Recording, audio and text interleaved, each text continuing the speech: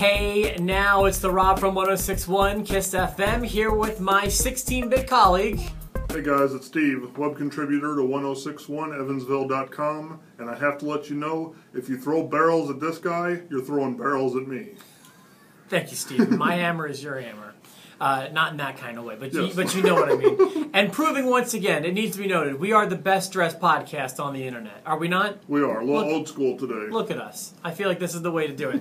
All right, so we're continuing our conversation about video games by the decade. Yep. And last time we talked about our particular favorite decade, the 1990s. Yes.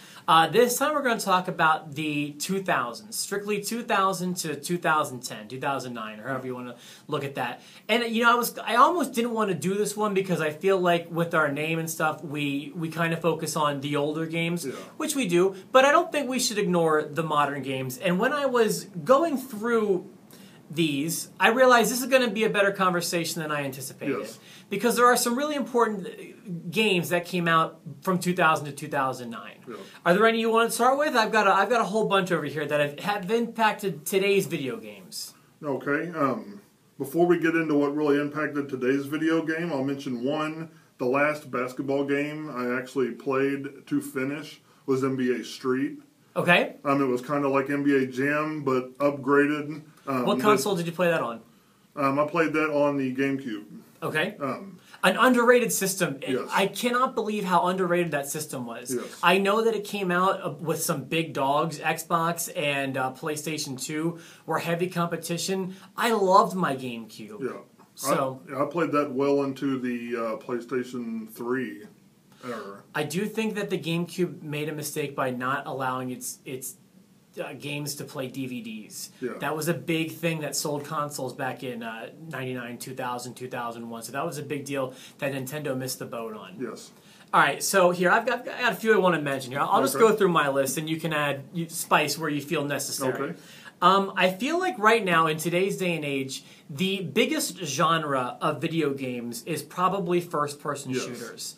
Games like Call of Duty, games like Halo, they were popularized in the 2000s. The genre of first-person shooters was barely a thing in the 1990s. Oh, yeah. You had James Bond, you had GoldenEye, but there weren't really, and you had like the oldest ones like Doom and Wolfenstein and stuff like that. But that genre blew up in the first decade of the 2000s to the point where I feel like they're still the biggest games around today. Oh yeah, easily. Outside of that, you have the sandbox games like Grand Theft Auto, games like Red Dead Redemption, the Rockstar games, even the new Batman Arkham games. They feel like the sandbox games too, where you have like a mission, you have to go to it, and you have to do, but you don't need to go in order, and they tell a story, and it's a whole kind of thing. I feel like Grand Theft Auto 3 was the first one to really do that. A very popular genre as well. That started in the early 2000s. I remember being in college seeing commercials for Grand Theft Auto 3. Yeah.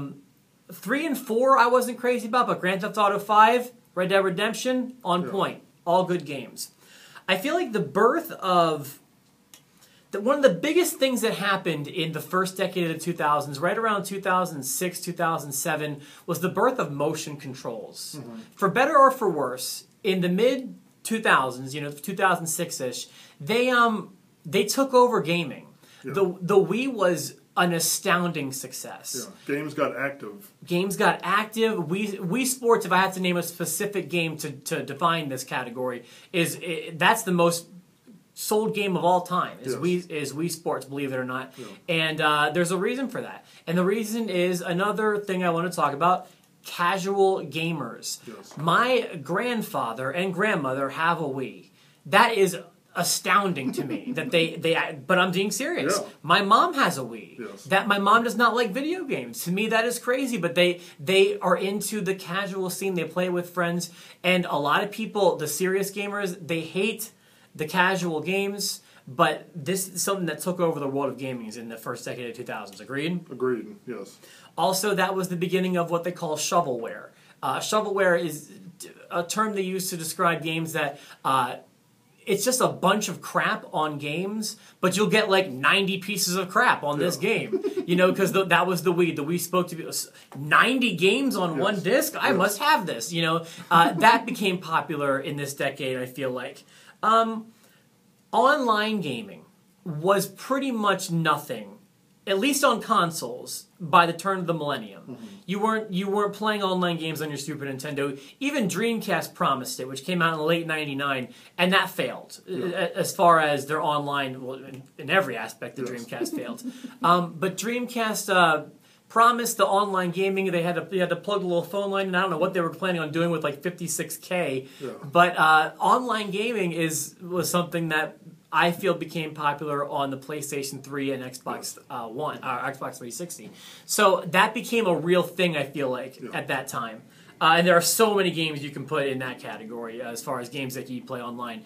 On the same coin, download content became a thing. Adding to your game, not needing to have everything on the disc at once, which has pluses and minuses too. But the ability to expand your gaming experience to your preference became a thing. Right around the launch of the last generation of consoles, the PlayStation 3, the Xbox 360.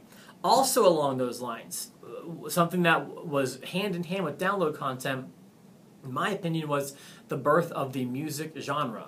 Yes. The fake guitars, the plastic guitars. Guitar Hero Rock Band. Guitar Hero Rock Band. Both, yeah, those are something they became insanely popular, in my opinion, for good reason. Around 2008, 2007, everybody was playing those games, and you could enhance that in a perfect way with download content.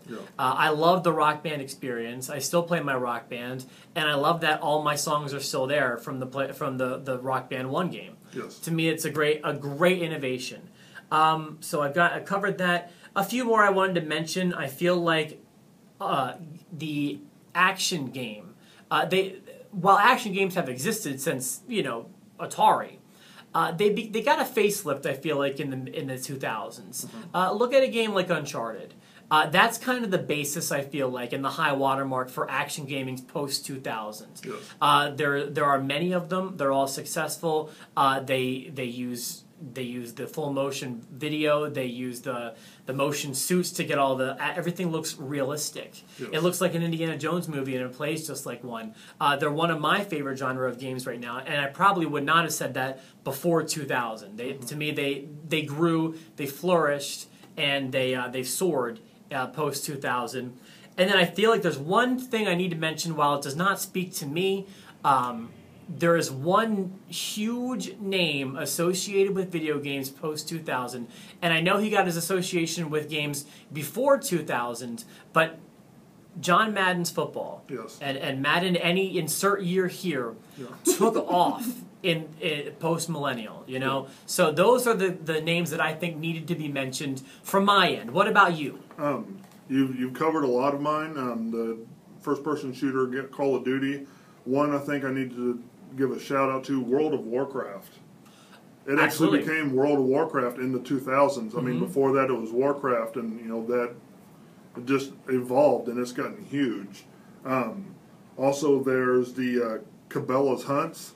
In the 2000s, they got dangerous. The guns? The guns, okay. Yeah. You could hunt, wild animals that can in turn kill your character. And one big name that you forgot to mention, Lego. Oh my goodness, that's a great choice. All the Lego, Indiana Jones, Batman. I mean, any big movie that comes out is going to get turned into a Lego game now. And you know what? Brittany and I play those all the time. My girlfriend and I play all the time. We started a new one just on Sunday, and we're like 4 chapters in, but we're loving it. It's the Lego Movie game. Oh yeah. It's the Lego game based on the Lego Movie. We love playing those games. And here's another one that I forgot to write down and you didn't mention. And it's kind of over now. I would consider this a fad game, but what about Tony Hawk? Yep. Tony Hawk's games were huge around that time too. So we feel like those are the games, and all of them still kind of, they bleed into today's games. All the games that we mentioned that were released between 2000 and 2009. So we appreciate you watching. Next week we will be back, so make sure you stay tuned, and we will return.